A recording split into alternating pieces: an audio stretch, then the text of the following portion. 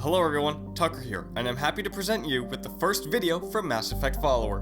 With the current lull in news related to Mass Effect Andromeda, it can be cathartic to go over what we already know, rather than simply pine after the next big information reveal. Sort of like rereading the previous book in a series while waiting for the next entry, except we are a bit more desperate.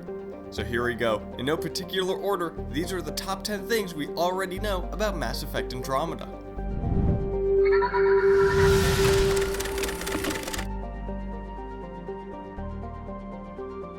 Alright, that one's a freebie, but it's nonetheless important. Our new protagonist, possibly named Ryder, is definitely not Shepard, and based on the N7 Day trailer, BioWare wants us to know it. BioWare has told us in no uncertain terms that Andromeda may continue in the same spirit as its predecessors, but it is absolutely its own story. New characters, new races, new settings, and new enemies. It's a brave new world we're going to explore, and we are all super excited. References will be made to past games, although it is unknown how substantial these references will be. Make no mistake, Andromeda is absolutely its own story, but it is also a continuation of the Mass Effect lore. This idea solidified in the N7 Day 2015 trailer with their narration by Commander Shepard herself, ending with the completely unambiguous, "This is Commander Shepard, signing off."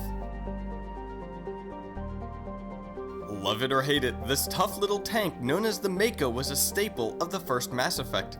The return of the Mako was one of the first bits of information that we got. It's an all-new model of Mako, and the team is putting a lot of work into ensuring that the controls are far less polarizing to the fanbase than before. With so many games nowadays embracing the open-world structure, BioWare is emphasizing exploration this time around, possibly moving away from the more linear style we saw in previous games, particularly in 2 and 3, but we can't help but get nostalgic over the idea of roaming the landscape in our own superpowered Land Rover once again. Just like the most recent BioWare adventure Dragon Age Inquisition, Mass Effect Andromeda will be powered by DICE's Frostbite 3 engine. After seeing the new kinds of environment, lighting, and animations possible with this engine, particularly on a cross-gen game, it's exciting to think about the possibilities this time around. Imagine exploring the newer version of the Citadel with all this modern tech to render it. This will be Mass Effect as we've never seen it before in more ways than one. And that is super cool. Whether they're used for navigation, combat, or whatever, it doesn't matter. We have jetpacks now. There is nothing not awesome about that. As many expected, Andromeda is continuing the series trend of a human protagonist, whose gender is left up for the player to decide. Some fans were saddened by this news, as they were hoping for the ability to choose the player's character's race as they did in Dragon Age Origins and Inquisition. It would have been an interesting new dimension to add to the series, but on the other hand, keeping the race a constant allows the writers more freedom to flesh out the character. Either way, we won't know how this decision pans out until the game releases. As mentioned in Commander Shepard's narration of the N7 Day 2015 trailer, we are travelers, constantly moving forward and looking back, alone and as one. We have no choice but to try for our insatiable curiosity, for our fear of what should happen if we don't. You are that explorer now. We haven't gotten much info on our main character, save for his or her race, but this piece of info has our imaginations running wild. Why are you exploring? Are you finding a new home for humanity and the other races? This seems likely based on all the information we've received, though it hasn't been confirmed as of yet. Combat is one thing that changed drastically over the course of the original trilogy, from the dice roll style damage with infinite ammo in 1, to consumable ammo and more snappy controls in 2, to the much more highly polished shooter mechanics of 3. It had a remarkable evolution.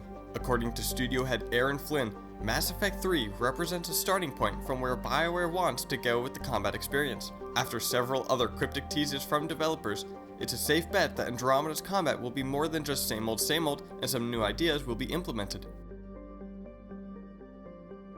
Now, enough about violence. If there's one thing that BioWare knows, it's characters. When asked in the same interview whether Andromeda will continue BioWare's tradition of lovingly crafted characters to bond with, creative director Mac Walters made sure to mention, "I think it's fair to say that's a hallmark of BioWare, and it's a hallmark certainly of the Mass Effect franchise, and something we'd never stray away from.